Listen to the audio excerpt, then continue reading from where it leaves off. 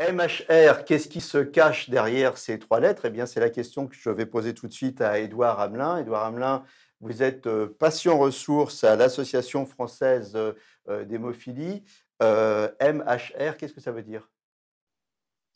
Bonjour à tous. Alors, MHR, qu'est-ce qu'une MHR? Ce sont des maladies hémorragiques rares. Donc, l'une des plus connues est l'hémophilie A, l'hémophilie B, par exemple, mais il y a également la maladie de Willebrand et aussi les pathologies plaquettaires et d'autres maladies hémorragiques encore beaucoup plus rares. Voilà. Donc, ça regroupe en France à peu près 15 000 personnes. Votre pathologie à vous, qu'est-ce que c'est? Alors moi-même, je suis hémophile A. Ça veut dire que dans la chaîne de coagulation, j'ai un facteur 8 qui est déficient, qui est en grand déficit, puisque j'en ai moins de 1% dans mon organisme, ce qui fait de moi en fait un hémophile A sévère. Voilà. En clair, qu'est-ce que ça veut dire au quotidien? Alors, au quotidien, être hémophile aujourd'hui, c'est être vigilant tout le temps pour éviter de se cogner, éviter de se blesser, être attentif à tous les signaux qui pourraient indiquer une hémorragie potentielle. Alors, sachant que quand je parle d'hémorragie, c'est vrai que souvent, il y a souvent l'idée reçue comme quoi quand un patient hémophile se coupe, il y aurait un geyser qui sortirait de son corps. C'est pas tout à fait la réalité, hein, voire ce n'est pas du tout la réalité. Sachant que ce qui préoccupe plutôt le quotidien des patientes et des patients atteints de maladies hémorragiques rares, c'est surtout les hémorragies internes et plus précisément celles qui sont dans des endroits plus sensibles, notamment les articulations, notamment au niveau de la tête, par exemple. Où il faut vraiment une vigilance et être attentif à tous les signaux qui pourraient indiquer voilà, un début d'hémorragie. Et ensuite, une fois ces signaux détectés, s'assurer qu'il s'agit bien d'une hémorragie ou d'un début d'hémorragie et à partir de là, traiter avec les médicaments qui existent quand ils existent, parce que ce n'est pas toujours le cas. Il y a des pathologies extrêmement rares pour lesquelles aujourd'hui, il n'y a pas de réponse thérapeutique existante. Vous êtes patient ressources à l'Association française, d'hémophilie. Qu'est-ce que c'est un patient ressources et qu'est-ce qu'il fait?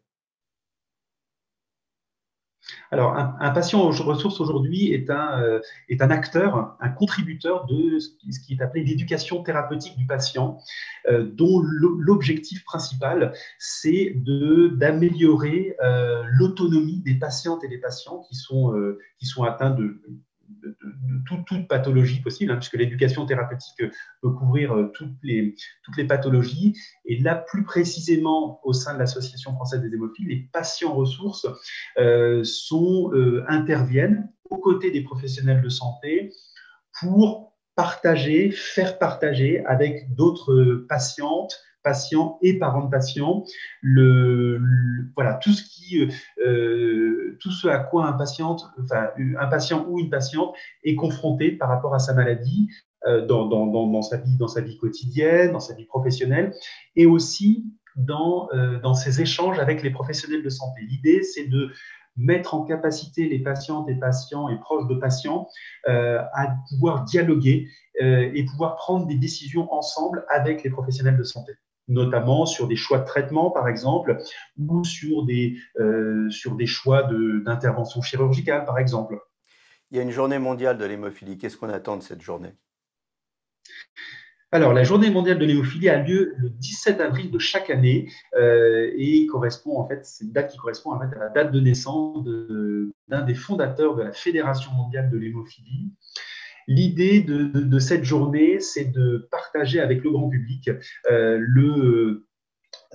sur des thématiques qui changent chaque année et qui correspondent en fait à des thématiques liées aux patients et proches de patients qui sont atteints ou qui sont confrontés à des maladies hémorragiques rares. Donc l'idée, c'est de partager, par exemple cette année, l'Association française des hémophiles a décidé de communiquer sur l'ensemble des idées reçues dont j'ai parlé tout à l'heure d'ailleurs, hein, sur le fait, par exemple, quand